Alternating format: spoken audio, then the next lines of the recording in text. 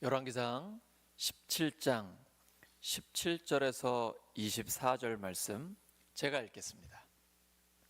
이 일 후에 그 집 주인 되는 여인의 아들이 병들어 증세가 심히 위중하다가 숨이 끊어진지라.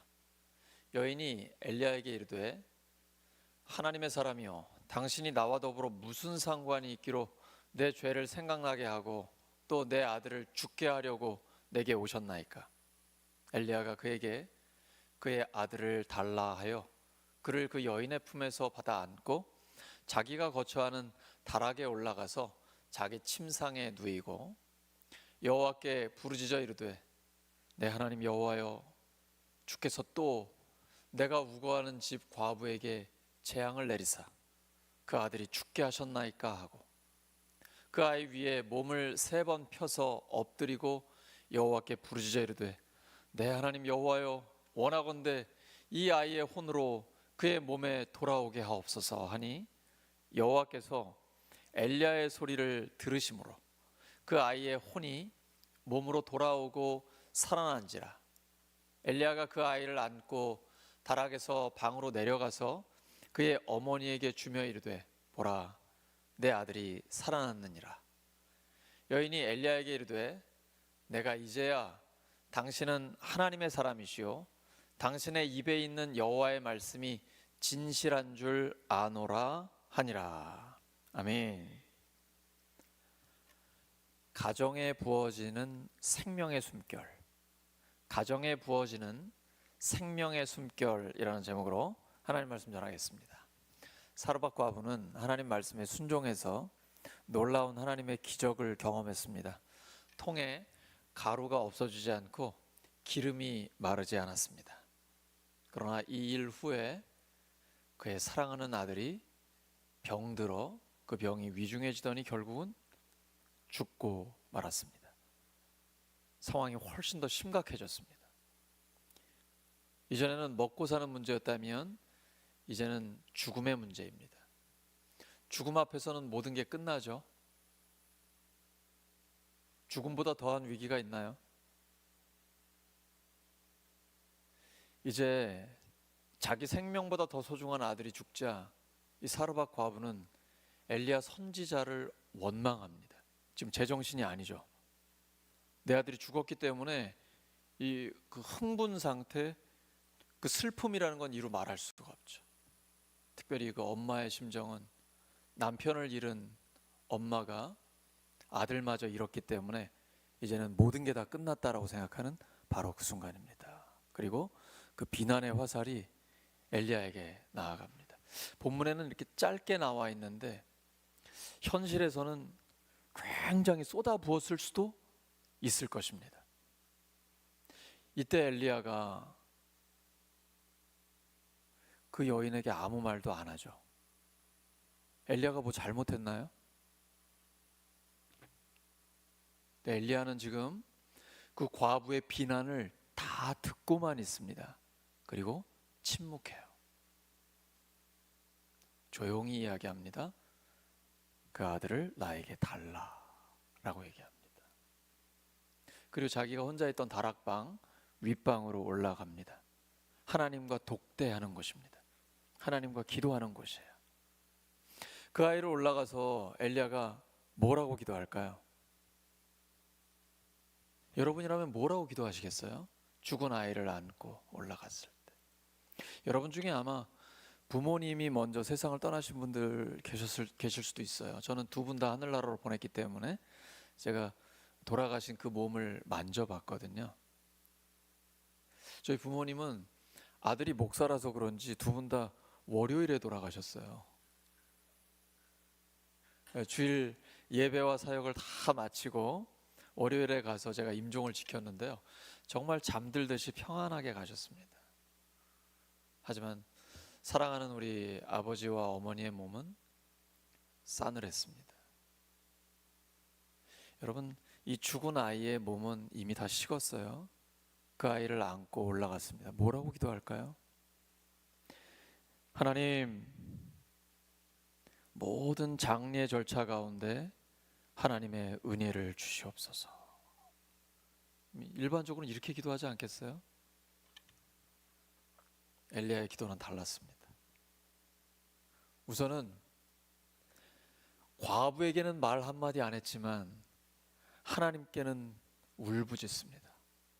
하나님, 어찌하여 이 과부의 집에 이런 재앙을 내리십니까? 사실 하나님이 내리신 건 아니죠.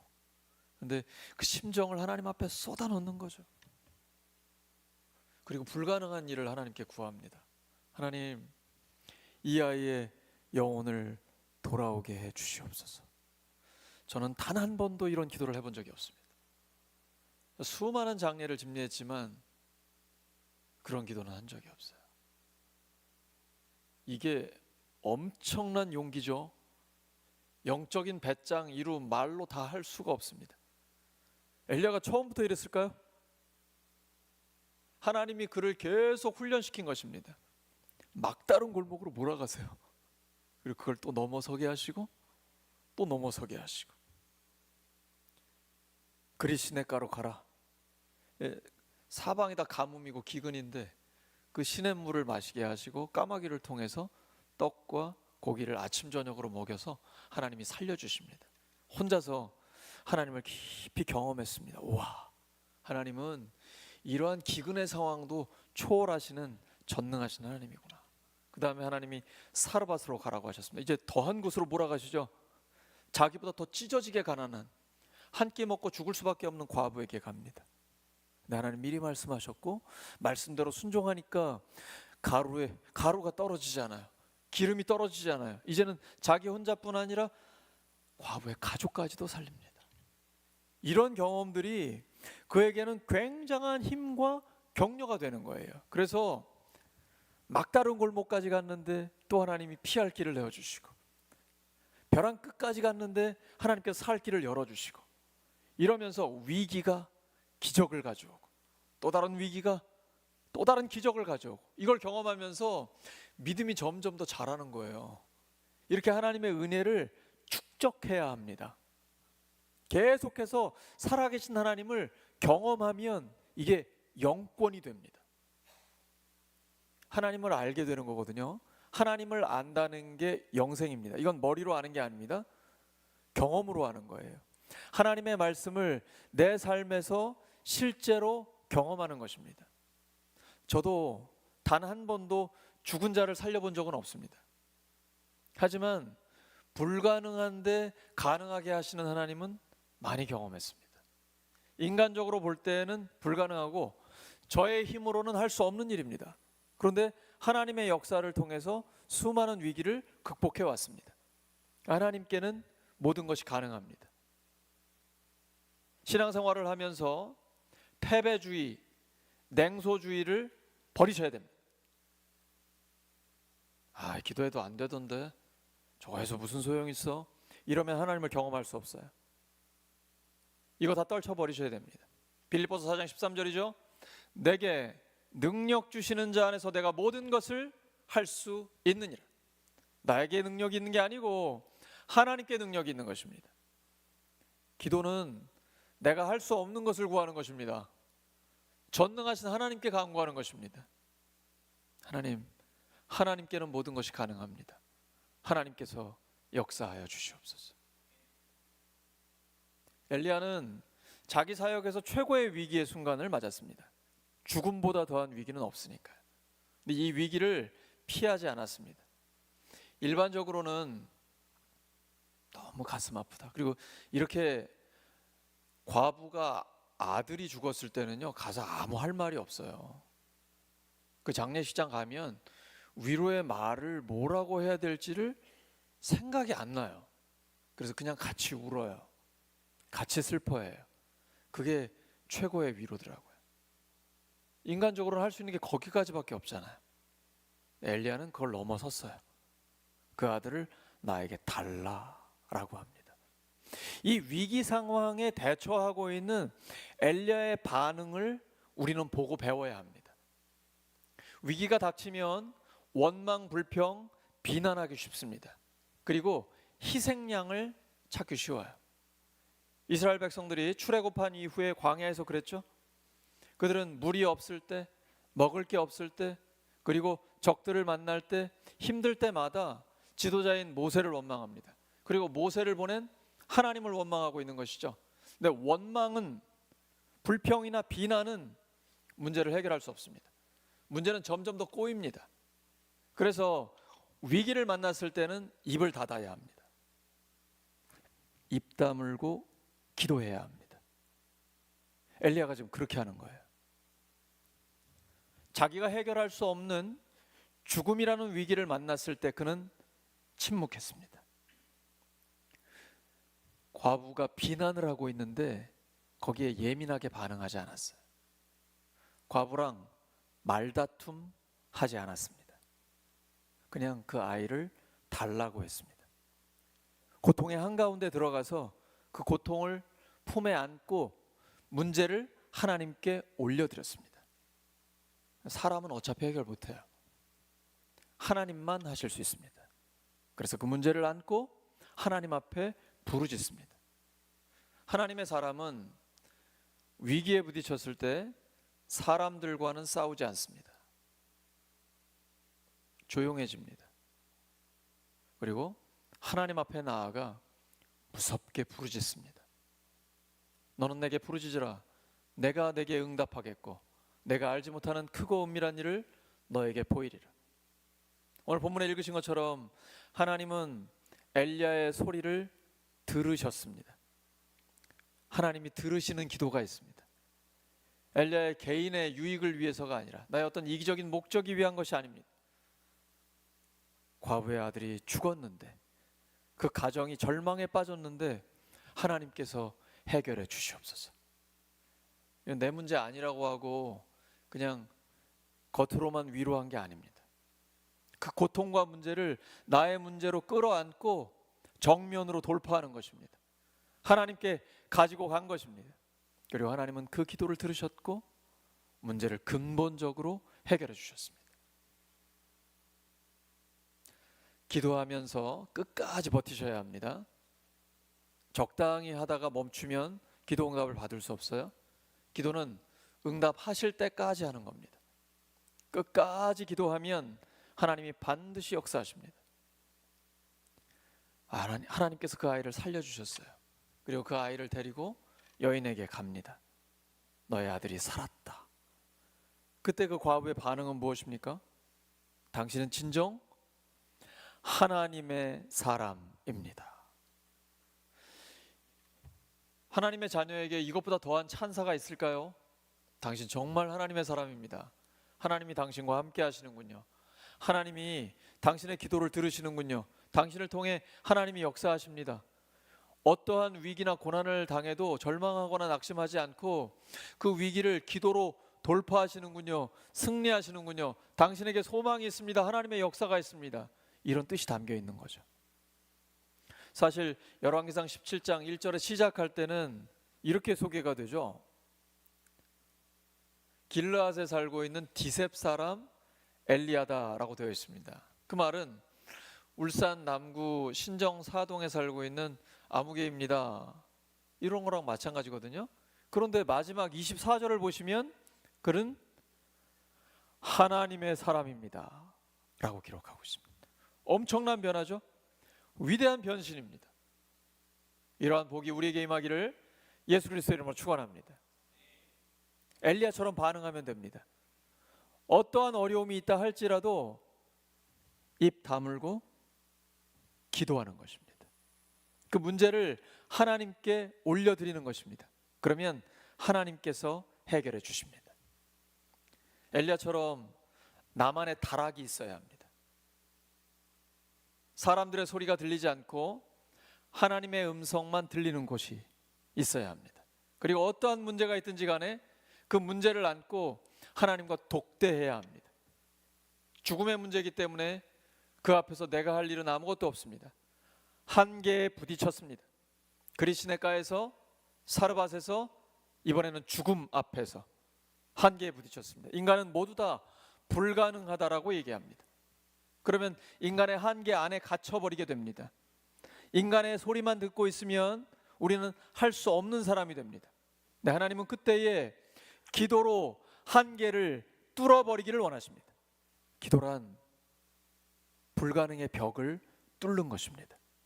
뚫릴 때까지 기도하셔야 됩니다. 끝까지. 우리 힘으로 못합니다. 성령님이 도와주십니다. 로마서 8장에 기록되어 있죠. 성령께서는 우리의 연약함을 도와주십니다. 말할 수 없는 탄식으로 우리를 위해 간구해 주십니다. 우리가 뭘 기도해야 될지도 모르거든요. 근데 하나님께서 우리를 도와주셔서 우리로 하여금 하나님의 뜻대로 기도하게 하십니다. 예수님께서 우리처럼 한계 상황에 부딪히셨습니다. 예수님은 참 하나님인 동시에 참 사람이십니다. 성경 읽다 보면 예수님이 피곤하셨다라는 내용이 나오죠. 주무시기도 하십니다. 시장하시기도 하세요. 우리랑 똑같은 사람입니다. 그러니 예수님이 채찍에 맞고 못에 박히고 못을 그 손에 박힘을 당할 때, 가시관을 머리에 씌울 때 그 고통이 얼마나 크겠어요. 어제 우리가 손양원 목사님 기념관, 주기철 목사님 기념관에 갔습니다. 일제시대 그리고 6.25 이후에 고문이 너무 심해요. 이게 말로 표현할 수가 없습니다. 손톱 발톱을 다 빼내고, 우리가 여기서 다 설명할 수가 없는 부분이죠. 처참한 고통을 당합니다. 잠을 못 자게 합니다. 3일 동안 잠을 못 자게 하고. 제가 거기에서 설명을 들으면서 이제 대부분은 알고 있었지만 현장에서 또 그 설명을 들으니까 굉장히 큰 부담이 오는 거예요. 왜냐면 그분들도 목사하잖아요. 저도 목사하잖아요. 손양원 목사, 주기철 목사, 한대수 목사. 너무 작아지는 거예요. 굉장히 부담스러운데 지나가던 집사님이 저한테 그러시는 거예요. 목사님 굉장히 부담스러우시겠어요. 안 그래도 부담스러운데. 근데 그것이 뭐 목사만의 문제는 아니고요. 우리는 한 명의 성도잖아요. 우리가 어떻게 살아야 하는가. 근데 그분들이 그럴 수 있었던 이유는 어려울 때마다 십자가를 바라보았기 때문입니다. 우린 힘들 때마다 십자가를 바라보아야 합니다. 예수님의 십자가는 그냥 이렇게 금목걸이로 하고 뭐 액세서리로 할 수 있는 게 아닙니다. 예수님이 십자가에 달릴 당시에 십자가는 최악의 사형 틀입니다. 저주의 상징입니다. 그리고 예수님 십자가를 지시기 전에 이미 피를 너무 많이 흘리셨어요. 채찍에 맞고 채찍 끝에 달려있는 뼈 조각과 쇠 조각이 살점을 다 뜯어내 버렸기 때문에 그 고통은 이루 말로 다 할 수 없어요. 그리고 못에 박혀 피가 조금씩 흐르며 죽음으로 나아가는 것이죠. 그것이 십자가입니다. 그분은 그렇게 돌아가실 이유가 전혀 없습니다. 하나님이시기 때문에. 근데 우리를 구원하기 위해 죄 없으신 하나님이 사람이 되어 오셔서 우리의 모든 죄를 대신 지시고 그 죄값을 치러 주신 것입니다. 결국은 그 모진 고문과 고통 그리고 죽음으로 우리의 모든 죄를 씻어 주셨습니다. 3일 만에 다시 살아나셔서 죽음의 문제까지도 완전히 해결하셨습니다. 죄, 악, 저주, 죽음 모든 인간의 근본적인 문제를 완전히 해결하셔 주셨습니다. 근데 그분이 이 땅에 계실 때 제자들을 위해 미리 말씀하셨습니다. 누가복음 9장 23절이죠. 아무든지 나를 따라오려거든 자기를 부인하고 날마다 자기 십자가를 지고 나를 따를 것이니라. 기독교의 기본 중의 기본은, 그 핵심은 십자가와 부활의 복음입니다. 어려울 때마다 십자가를 바라보시기 바랍니다. 주님이 먼저 가신 그 길입니다. 우리는 그 길을 본받고 따라가는 것입니다. 우리가 가는 길은 좁은 길이지만 생명의 길입니다. 고난의 길이지만 영광의 길입니다. 그리고 우리 혼자 가는 게 아니라 주님이 우리와 함께 하십니다. 끊임없이 하나님이 함께 하시는 것을 우리에게 나타내 주십니다. 이게 영생이에요. 영생이란 죽은 다음에 영원히 사는 것이 아니고 지금부터 영원까지 사는 것입니다. 바로 지금 하나님 나라를 맛보면서 살아가는 것입니다. 요한복음 17장 3절에 예수님 말씀하셨어요. 영생은 곧 유일하신 참 하나님과 그가 보내신 자 예수 그리스도를 아는 것이다. 이 안다는 건 경험으로 아는 것입니다. 엘리야는 그리스네가에서 사르밧 과부의 집에서 경험으로 하나님을 알았습니다. 그러니까 믿음이 생기죠. 영적인 배짱이 생기죠. 그러니까 죽은 아이를 품에 안고 하나님께 올라가는 영권이 생긴 거예요. 담력이 생긴 것입니다. 쌓여야 됩니다. 우리도 이 하나님을 경험하는 삶이 계속해서 누적되어야 합니다. 그러면 믿음의 배짱이 생깁니다. 어떠한 문제도 하나님이 해결하실 수 있다는 확신이 생깁니다. 하나님께서 끝났다고 말씀하실 때까지는 끝난 게 아닙니다. 지금 하나님이 역사하고 계신데 내가 먼저 포기해버리면 그건 믿음이 없는 겁니다. 하나님이 끝났다고 말씀하시면 그때는 이제 끝난 거예요. 하나님이 다른 계획이 있는 것이죠. 근데 그때까지는 절대로 포기하면 안 됩니다. 끝까지 기도의 끈을 놓지 말아야 합니다. 하나님이 지금 계획이 있으시기 때문이에요. 인간의 한계를 돌파하는 것을 계속 경험하시기 바랍니다. 우리는 신앙생활을 하다 보면 자기 한계에 부딪히게 됩니다. 이 한계에서 머물지 마세요. 사람들은 안 된다고 얘기합니다. 하지만 하나님께는 모든 것이 가능합니다. 기도로 한계를 돌파하는 환희를 경험하시기 바랍니다. 그때에 우리에게 영권이 점점 더 쌓이게 됩니다. 더 깊어지고 확신이 강해지고 권위가, 영적인 권위가 우리에게 주어지는 것입니다. 지금 하나님께서 엘리야에게 계속해서 이렇게 영권을 주시는 목적이 있습니다.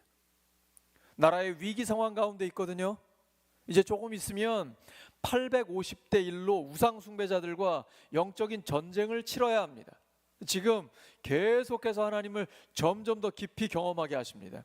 힘든 상황으로, 더 힘든 상황으로, 이제는 죽음에까지 하나님이 몰아가셨습니다. 네, 하나님이 거기에서 하나님의 역사를 나타내셨어요. 이 엘리야가 얼마나 기쁨이 클까요? 이제는 정말 이 확신이 하늘을 뚫을 듯 하는 것입니다. 하나님이 지금 엘리야를 그렇게 만들어가고 계신 것입니다. 생명의 숨결은 이런 절망의 자리에 찾아옵니다. 엘리야가 이 과부가 처한 고통의 한가운데로 들어가서 기도로 승부를 걸었습니다. 위기를 기도로 정면 돌파했습니다. 위기를 당할 때 피하시면 안 됩니다. 기도로 뚫고 나아가야 합니다. 하나님은 절망의 중심에서 다시 시작하십니다. 누가복음 7장에서 나인성의 과부도 그녀의 아들을 잃었습니다. 제가 이스라엘 갔을 때 나인성 쪽을 갔었는데요. 그쪽에 죽은 아들의 관을 끌고 이제 사람들과 함께 가는 거죠. 근데 예수님께서 그 여인에게 울지 말라고 하십니다. 그리고 그 죽은 아들에게 손을 대면서 이렇게 말씀하세요. 청년아, 내가 네게 말하노니 일어나라. 예수님은 하실 수 있는 거잖아요. 그 청년은 다시 살아났고 절망의 자리는 회복의 자리로 바뀌게 됩니다. 오늘 여러분의 가정에 그리고 개인에게 혹시 절망적인 상황이 있습니까? 숨이 막힐 것 같은 그런 문제 가운데 있습니까? 하나님의 숨결이 여러분에게 들어오시기를 예수 그리스도의 이름으로 축복합니다. 하나님은 어떠한 어려운 상황 가운데서도 우리를 살리는 성령의 바람을 불어주십니다. 성령의 큰 바람은 사도행전 2장에서 오순절 그 성령의 사건 가운데 일어났습니다. 이것은 성령의 능력을 가리킵니다. 사도행전 1장 8절이죠. 오직 성령이 너에게 임하시면 너희가 권능을 받고 예루살렘과 온 유대와 사마리아와 땅끝까지 이르러 내 증인이 되리라. 내 힘으로 하는 것 아닙니다. 오직 성령의 권능으로 하는 것입니다. 이러한 성령의 권능은 우리가 기도할 때 임합니다. 생명의 숨결은 우리가 기도할 때 임합니다. 직장에 계실 때든 학교나 가정에 계실 때는 언제 어디서나 화살기도, 급하게 아무도 모르게 침묵기도 하나님 앞에 날리기 바랍니다. 하나님 앞에 올려드리길 바랍니다. 내가 해결하려고 하지 마시고 모든 문제를 하나님께 올려드리기만 하면 됩니다. 책임은 하나님이 지십니다. 하나님이 역사하실 수 있습니다. 기도는 내가 할 수 없는 것을 구하는 것입니다. 한계에 부딪힐 때마다 십자가에 달리신 주님을 기억하시기 바랍니다. 믿음의 주요 온전케 하시는 이인 예수님을 바라보시기 바랍니다. 예수님이 겟세마네 동산에서 인간적인 한계에 부딪혔습니다. 심히 놀라고 슬퍼하시면서 제자들에게 말씀하셨습니다. 하나도 안 놀라시네요. 예수님이 심히 놀라고 슬퍼하셨습니다. 우리만 그런 게 아니고 예수님도 그런 적 있으세요. 마가복음 14장 33절과 34절입니다. 여러분 읽으십니다. 시작. 베드로와 야고보와 요한을 데리고 가시리새 심히 놀라시며 슬퍼하사 말씀하시되 내 마음이 심히 고민하여 죽게 되었으니 너희는 여기 머물러 깨어 있으라 하시고. 저 이 말씀 참 좋아하거든요. 예수님이 내 마음이 심히 고민하여 죽게 되었으니라고 하시죠. 한국적인 정서가 담겨 있지 않습니까? 왜 죽겠다는 말 많이 하잖아요. 배고파 죽겠다, 뭐 힘들어 죽겠다, 심지어 배불러 죽겠다, 뭐 좋아 죽겠다, 뭐 이런 표현도 하잖아요. 예수님이 지금 십자가를 앞에 두시고 내 마음이 심히 고민하여 죽게 되었다. 예수님도 그러셨어요. 그럼 예수님이 어떻게 이걸 해결하셨어요? 기도예요. 여러분, 모든 문제를 기도로 해결하시기 바랍니다. 이러면 세상의 눈치를 볼 필요 없어요. 사람을 두려워할 이유가 없어요. 오직 하나님만 두려워하시기 바랍니다. 하나님을 경외한다라는 것은 하나님을 너무 사랑하면서도 전능하신 하나님을 두려워하는 마음이 우리에게 있는 거예요. 신앙생활은 하나님을 경외하는 거예요. 하나님을 너무너무 사랑하면서도 그 하나님을 두려워할 줄 아는 믿음. 하나님을 두려워하는 사람은 사람을 두려워하지 않습니다.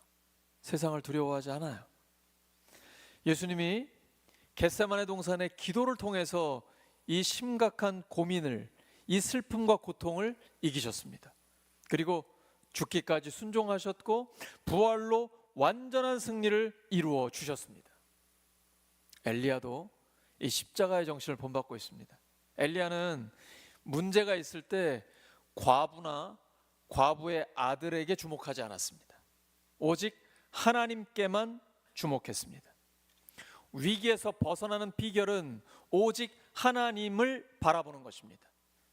위기 상황 가운데는 우리의 시선을 어떻게 처리하느냐가 중요합니다. 세상을 바라보면, 세상 사람들이 보는 것을 똑같이 보면 성도도 세상 사람들과 똑같아집니다. 같은 걸 보고 있기 때문입니다. 근데 우리의 시선이 하나님께 고정되어 있으면 세상 사람들과는 다른 사람이 됩니다. 다른 것을 보고 있기 때문입니다. 우리가 무엇을 보느냐에 따라 우리의 미래는 달라지게 됩니다. 그래서 예배가 중요한 것입니다.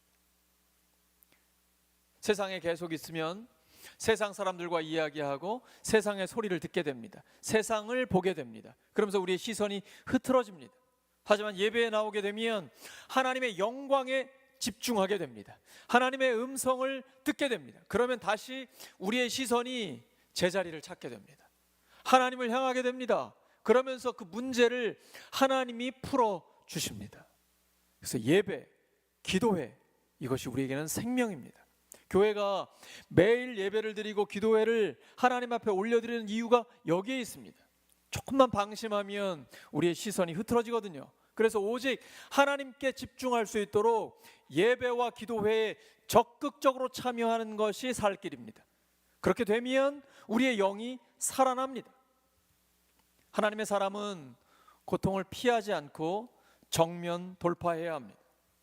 이때에 하나님의 생명의 숨결이 우리에게 임합니다. 그리고 이 생명의 숨결을 경험하게 되면 하나님의 신실하심에 대해서 고백하게 됩니다. 저절로 신앙 고백이 나옵니다. 신앙생활은 위기 관리 능력이 필수입니다.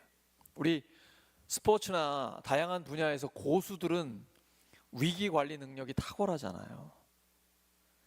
신앙생활도 마찬가지입니다. 위기가 우리에게 다가왔을 때 하나님이 주는 영권을 가지고 승리할 수 있습니다. 위기 앞에 무너지지 않고 그것을 복을 받는 기회로 바꿔야 합니다. 이것은 영적인 훈련을 통해 만들어집니다. 엘리야가 그 죽은 아이를 데리고 다락으로 올라가 하나님께 기도할 수 있는 것은 하루아침에 생긴 게 아니에요. 그동안 쌓이고 쌓였습니다. 영적인 훈련을 통과하면서 영권이 생긴 거예요. 믿음의 담력과 영적인 배짱이 생긴 것입니다. 이러한 영권이 있으면 어떠한 세상의 힘에도 밀리지 않습니다.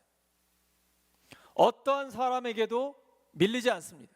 영권은 교회에서만 통하는 게 아니에요. 교회 밖에서도 통해야 됩니다. 영권은 모든 곳에서 통하는 것입니다. 그러므로 신앙생활은 끊임없이 영권을 쌓고 쌓아야 합니다. 그러려면 하나님을 경험하는 삶이 계속해서 거듭돼야 합니다. 경험으로 하나님을 알아야 돼요. 하나님을 아는 만큼 믿음이 생겨요. 이 믿음은 영권이에요. 영권이 있으면 세상의 어떤 상황, 어떤 사람들과 만난다 할지라도 절대로 밀리지 않아요.